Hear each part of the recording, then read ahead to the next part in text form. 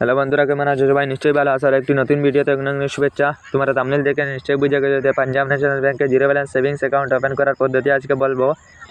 তো যদি তোমার ইচ্ছা থাকে পাঞ্জাব ন্যাশনাল ব্যাংকে একটি জিরো ব্যালেন্স সেভিংস অ্যাকাউন্ট যদি খোলার ইচ্ছে থাকে তাহলে সেই ভিডিওটি তোমার জন্য অনেক জরুরি।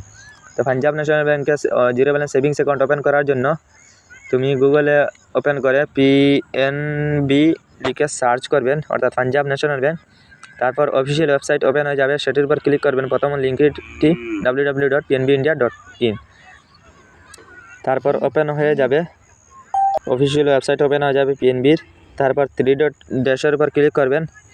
এখানে দেখেন অনলাইন সার্ভিস বলে একটি লেখা আছে। অনলাইন সার্ভিসের উপর ক্লিক করে ওখানে দেখেন সেভিংস অ্যাকাউন্ট ভিডিও কেওয়াইসি, সেটার উপর ক্লিক করবেন। ক্লিক করার পর তোমার মোবাইলের লোকেশন সব কিছু ওপেন থাকতে হবে। এখানে নোটিফিকেশন এসে যাবে। অ্যাপ্লাই ফর সেভিংস অ্যাকাউন্টের উপর ক্লিক করবেন। লোকেশনের পারমিশন অ্যালাউ করে দিবেন। আমি স্যাম্পল একটি দিয়ে দেখাবো তোমাদেরকে। এখানে দেখেন কাইন্ড সিলেক্ট সেভিংস অ্যাকাউন্ট। তোমার সেভিংস অ্যাকাউন্ট সিলেক্ট করতে হবে।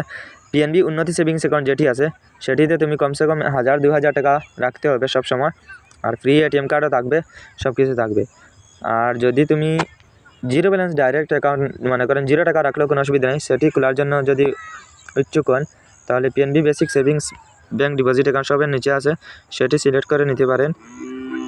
এখানে দেখেন requirement of quarterly average balance 0 এবং এটিএম কার্ড ফ্রিতে মিলবে।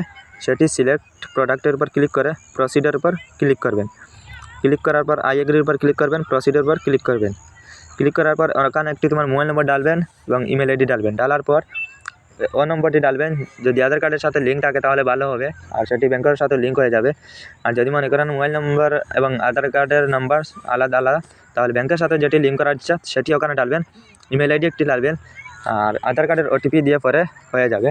তো ওখানে তোমার মোবাইল নম্বরটি ডালবেন। ডালার পর প্রসিডের উপর ক্লিক করবেন। তারপর পার্সোনাল ইনফরমেশন এসে যাবে। তোমার আধার নম্বর দিতে হবে, অ্যানুয়াল ইনকাম দিতে হবে, ফাদার নাম দিতে হবে। তারপর ভিডিও কেওয়াইসি করতে হবে। ভিডিও কেওয়াইসি করার পর 2-3 দিন 4 দিন থাকবে।